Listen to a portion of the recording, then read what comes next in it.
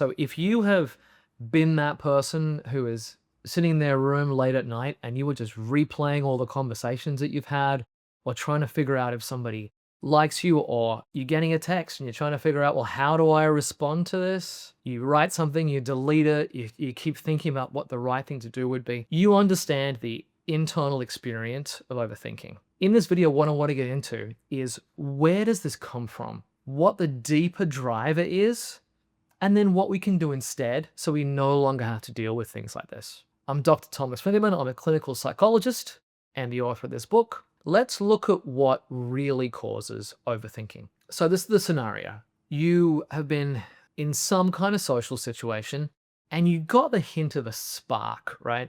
So you thought, oh, geez, I may like that person a little bit. Or you got something from them that said maybe they are interested. Maybe before you were interacting and just being natural, having fun, being playful, expressing yourself. But as soon as there's that little bit of a spark, all of a sudden the stakes have gone up. You really want it to go well. You really don't want it to go badly. So the way that I think about it is, we're like walking this knife's edge between maybe we'll get the thing that we really want, we're really excited about it, but also maybe we'll get the thing we really don't want, that we're really trying to avoid, so we're really scared of that. It's a pretty small ledge we're balancing. And we're like, well, how can I figure this out? We're basically asking our mind to solve the problem for us so that we can relax and feel calm again. We're telling our mind, go figure out that information that I'm missing. And then once you've figured it out, I can chill out again because I have the answer. I'll be certain. The problem though, is you're asking your mind to do something it can't do. So when we kick in overthinking, what's happened is that we are asking our mind to do this really difficult task of accessing information that we don't have access to. And it doesn't know any better. So it's like, okay, let me go figure that out. Basically, what you're asking for are mythical superpowers. Like, these are things that in comic books or whatever, we're asking it to mind read the other person. So you're like some person, you're trying to tell your mind, okay, I need you to hyper focus all the little signals and signs, and I want you to imagine what it is they're thinking. And I want you to figure out, when they look at me, what are they thinking? We're also asking it to do the mythical superpower of predicting the future. We don't want the uncertainty of not knowing if it's going to work out or not. And so we tell our mind to go figure out what's going to happen in the future. Are they going to like me? Are they not? Is this going to work out? When is it going to work out? Can you guarantee that? Again, our minds don't have access to that. And then the third thing we kind of have our mind do is we try to have it do some sort of shape-shifting maneuver. So we're telling it, figure out the way I should present myself, what I should text or not text, what I should say or not say, in order to get that outcome that I want and avoid the outcome that I don't want. Your mind is trying its best, right? It is trying its best to answer these questions, to solve the puzzles that we've given it. But because we can't, right, it just spins and spins and spins. This goes from thinking into overthinking. When there's no ability to get a clear, concrete answer to our questions, it just keeps running and running and running. And that's why we find ourselves in spare moments going back and thinking more about, geez, does that person like me or not? Like, how did I do the other day? Maybe I should write this next time. Oh, I probably responded too quickly. It keeps going up to go through these thoughts again because it's still trying to run the task you've asked it for, to give you these answers that you can't have. The more time that your mind spends thinking about these things, it's going to make you feel anxious. It's going to make you feel tight. It's going to make you feel uncomfortable. So the more time we spend doing that up in our heads, thinking about these things, the more stressed out we're going to get. It shifts then into threat mode processing, which means you're no longer just kind of your natural self, engaging with people, what I call affiliation mode, like the way you are with your friends or the way you are with like your family or whatever.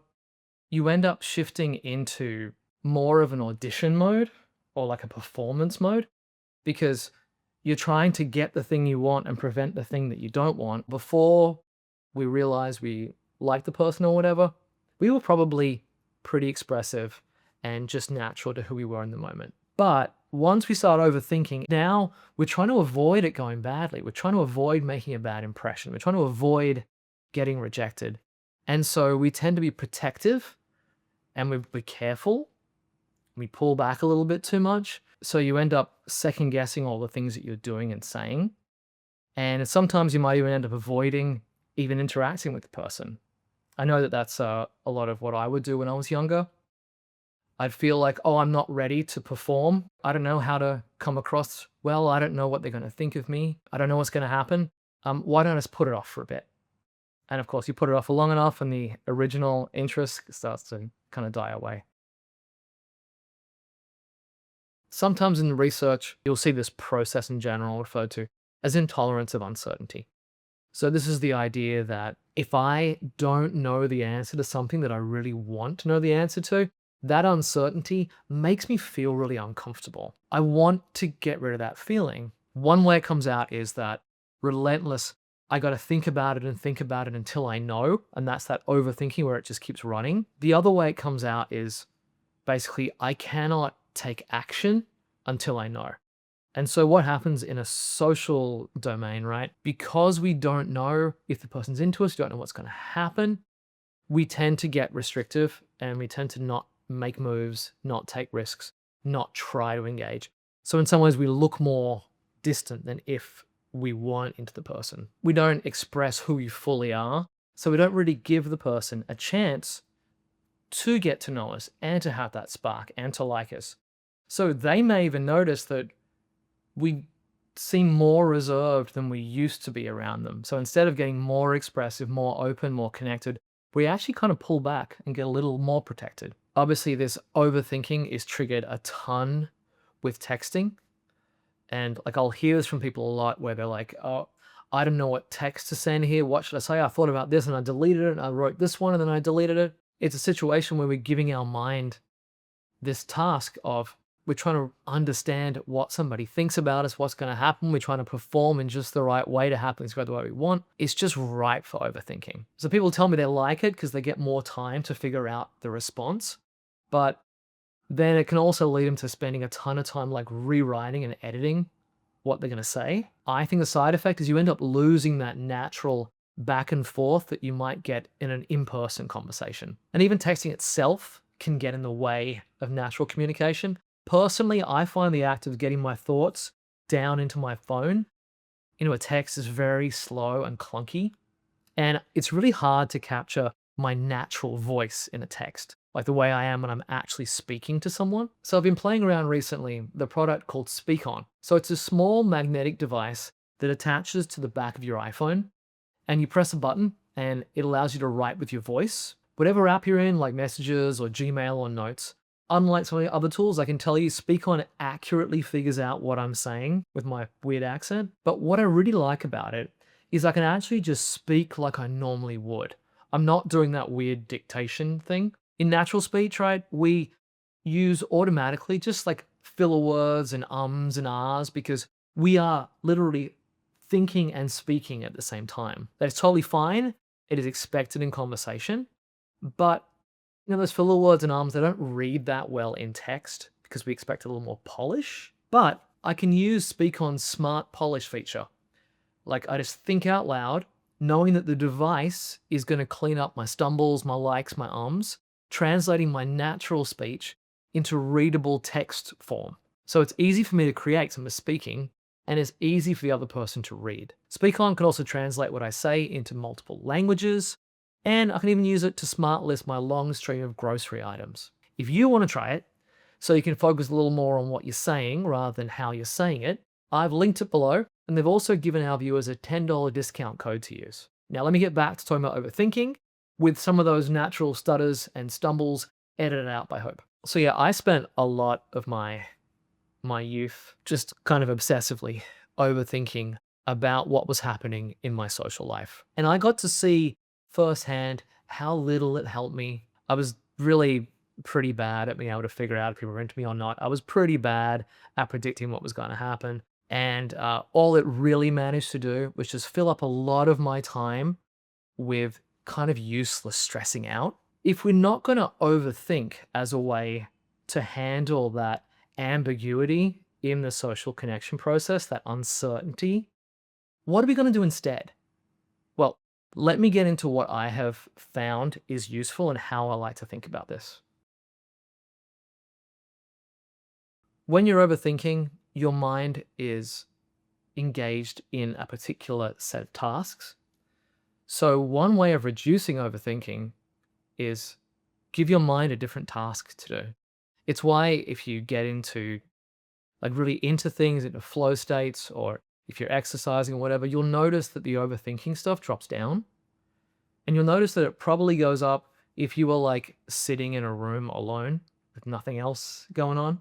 Really, the best way out of all of the overthinking related stuff is learning the skill of tolerating uncertainty as you go through connecting with someone, and then tolerating the discomfort of when it doesn't work out. Getting to a point where you can handle whatever way things go because they're really unpredictable. It's really good to develop the ability to kind of surf it, to ride the ups and downs without having huge reactions to them. And that's a skill that's really worth working on. I think for me, the way I had learned to do it over time, I just accept that I cannot necessarily know what's going to happen, but I can choose to engage in the behaviors that I think are important. So if you've been watching any of my other videos, you may know that my 3 principles are warmth, curiosity, and self-fidelity, which is really acting faithfully to the self. The way that I handle the uncertainty is just to not be trying to control what happens, not be trying to guess what's going to happen, but instead focus externally on the person that I'm engaged with, engage in those particular behaviors, invest, ask for investment back, and then slowly move up that flirting scale as far as it goes. I don't need to know what's going to happen because I want a discovery mindset. I will do the things that I think are important, but my aim is to let it go where it goes and also not to rush it, because when we get into that overthinking thing and we need to know the answer, sometimes we will try to force it, or we'll try to speed it up, or we'll try to do things to like get that certainty, even when it's not naturally there, when the other person isn't in the same place as us. And it's the kind of thing where if we had pulled back a little bit, relaxed a little bit, and we allowed it to progress, it might actually go somewhere. I think sometimes about the metaphor of like gardening. We plant something, we water, fertilize it, whatever, and wait to see it grow up. And we don't get to force it, right? We don't get to like stick our fingers in the soil and like kind of pull it up, right? It's going to kill the thing. I think of connections in a similar way. We can provide the right circumstances that can allow for it. Then we have to be okay being patient, but then allowing it to grow at its own pace. So much of this comes down to managing yourself and your own emotions while letting the interaction and the connection breathe. We're asking our mind to do these kind of superpower things like mind reading and future prediction, prophecy, which it can't do. But if I had to name what is an actual social superpower, it would be the ability to tolerate distress and the ability to regulate emotions so that you can handle yourself while seeing where things go. If we can't handle it, we go into overthinking, we stress ourselves out, or else we can get into trying to control the situation or the other person, or we try to force it. These are skills you can learn. You can learn to tolerate distress. You can learn to regulate emotions. You can learn to be okay with the things that happen in these parts of our life, especially socially. We can't get into exactly how to do that here, but I promise I will get into this in the Connect with Confidence course. For those of you who filled out the survey, thank you. I'm going to do my best to kind of give you what it is you're asking for. there is a link below where you can still add your information. It's going to be coming out soon. If you are on the email list already, don't worry because we will send you information about it. So one of the biggest triggers for overthinking that I come across is that trying to figure out whether someone likes us or not, trying to read the different signs and signals. This is an area where we get things wrong all the time. So if this sounds like something that you do and you want to understand the science behind why we misread attraction and what to do instead, watch this video next.